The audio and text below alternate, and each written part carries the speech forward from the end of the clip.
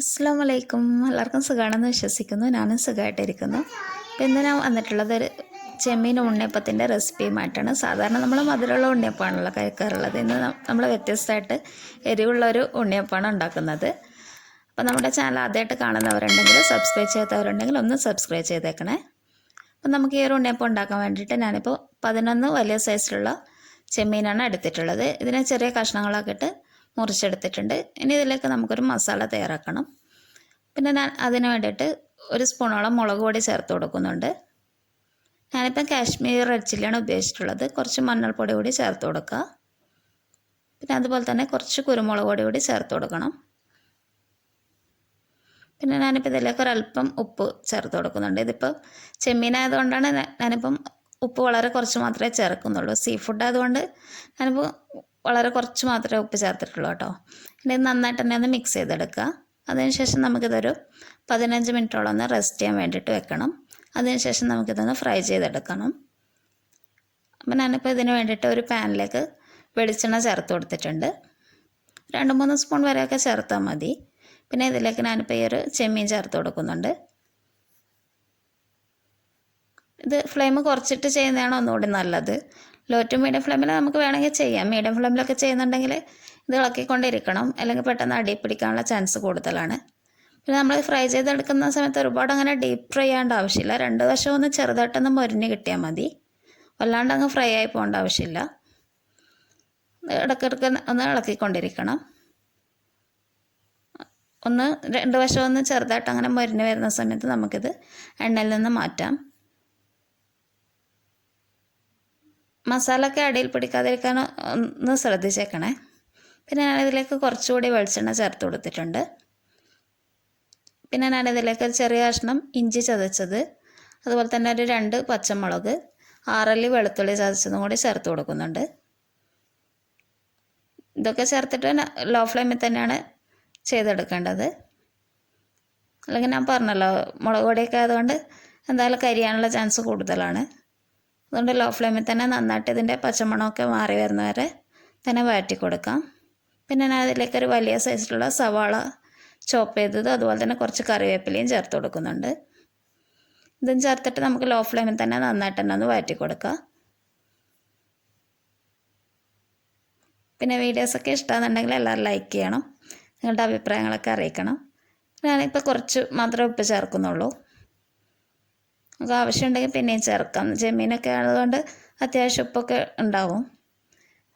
പിന്നെ ഞാൻ ഇതിലേക്ക് കുറച്ച് മഞ്ഞൾപ്പൊടി ചേർത്തിട്ടുണ്ട്, അത് കാണിക്കാൻ വിട്ടുപോയതാണ്. പിന്നെ ഒരല്പം നെയ്യ് കൂടി ചേർത്തിട്ടുണ്ട്. ഇതും ചേർത്തിട്ട് നന്നായിട്ട് തന്നെ ഇതൊന്ന് വഴറ്റി കൊടുക്കാം. ഉപ്പ് ഞാൻ ഒരല്പം കൂടി ചേർത്തിട്ടുണ്ടായിരുന്നു, അത് കാണിക്കാൻ വിട്ടുപോയതാണ്. പിന്നെ ഞാൻ അതിലേക്ക് കുറച്ച് കുരുമുളക് പൊടി ചേർത്ത് കൊടുക്കുന്നുണ്ട്. ഇതൊക്കെ നമ്മുടെ എരിവിനനുസരിച്ച് ചെയ്യാൻ. ഞാനിപ്പം ചെയ്യുന്നത് എരിവ് അത്ര കൂടുതലൊന്നും ഉണ്ടാവില്ല, അത്യാവശ്യം എരിവിൽ മാത്രമേ ചെയ്യുന്നുള്ളൂ. കൂടുതൽ എരിവ് വേണ്ടുന്നവർക്ക് ഇതിലേക്കാട്ടിലും അളവൊക്കെ കൂട്ടിയിട്ട് അങ്ങനെ എടുക്കാം. പിന്നെ ഇതിലേക്ക് ഈ ഒരു ചെമ്മീൻ കൂടി ചേർത്ത് കൊടുക്കുന്നുണ്ട്. ചെമ്മീൻ ചേർത്തിട്ട് നമുക്ക് അധിക സമയമൊന്നും അങ്ങനെ കുക്ക് ചെയ്തെടുക്കേണ്ട ആവശ്യമില്ല. കുറച്ച് ഗരം മസാല ഒരു പിഞ്ച് മാത്രം ചേർത്താൽ മതി. കൂടുതലായി പോയിക്കാനുള്ള ഒരു ചുവ തന്നെ മാറിപ്പോവും.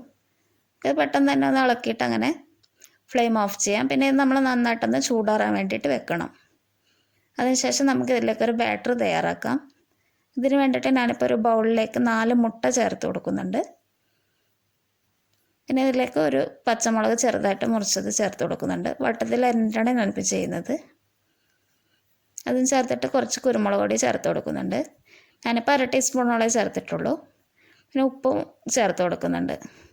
ഉപ്പും ഞാൻ വളരെ കുറച്ചേ ചേർക്കുന്നുള്ളൂ. പിന്നെ ഒരു നുള്ള് ബേക്കിംഗ് സോഡ കൂടി ചേർക്കുന്നുണ്ട്. വളരെ കുറച്ച് മാത്രം ചേർത്താൽ മതി. ബേക്കിംഗ് സോഡ ഓപ്ഷണലാണ്, പക്ഷേങ്കിൽ ഇത് ചേർക്കുമ്പോഴാണ് ഈ ഒരു റെസിപ്പി നല്ല സോഫ്റ്റായിട്ട് കിട്ടുന്നത്. ചേർത്തിട്ടില്ലെങ്കിൽ ഇത്തിരി ഹാർഡായിട്ടുണ്ടാവും, അതുകൊണ്ടാണ് ഞാൻ ചേർക്കുന്നുണ്ട്. പിന്നെ ഇതിലേക്ക് കുറേശ്ശായിട്ട് റവ ചേർത്ത് കൊടുക്കണം. ഞാനിപ്പോൾ ഒരു 3 സ്പൂണോളാണ് ചേർത്ത് കൊടുക്കുന്നത്. ഒന്നിച്ചങ്ങനെ ചേർക്കരുത്, കുറേശ്ശെ ചേർത്തിട്ടൊന്ന് മിക്സ് ചെയ്തെടുക്കുക.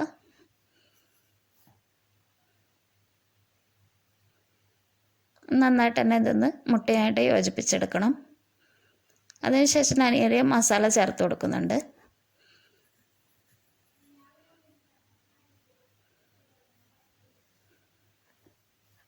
മസാലയും ചേർത്തിട്ട് ഇത് നന്നായിട്ടൊന്ന് ഇളക്കി കൊടുക്കുക. അതിനുശേഷം ഞാൻ വീണ്ടും റവ ചേർത്ത് കൊടുക്കുന്നുണ്ട്. അങ്ങനെ മൊത്തത്തിൽ ഞാൻ ഏകദേശം 10 സ്പൂണോളം ചെറിയ സ്പൂണോളം റവ ചേർത്ത് കൊടുത്തിട്ടുണ്ട്. അത് ചേർത്തിട്ട് നന്നായിട്ട് തന്നെ യോജിപ്പിച്ചെടുക്കുക.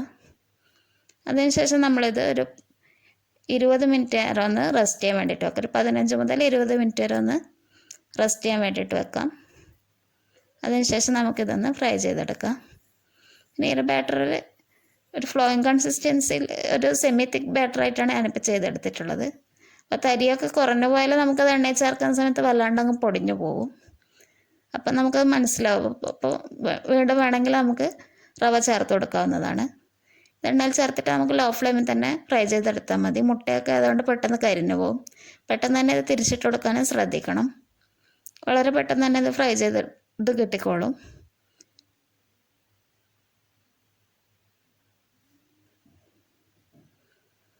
ഇതൊരു ഗോൾഡൻ ബ്രൗൺ കളർ ആവുന്ന നേരം ഒന്ന് ഫ്രൈ ചെയ്തെടുക്കുക. എല്ലാവർക്കും ഇത് ഇഷ്ടമെന്ന് വിശ്വസിക്കുന്നു. താങ്ക്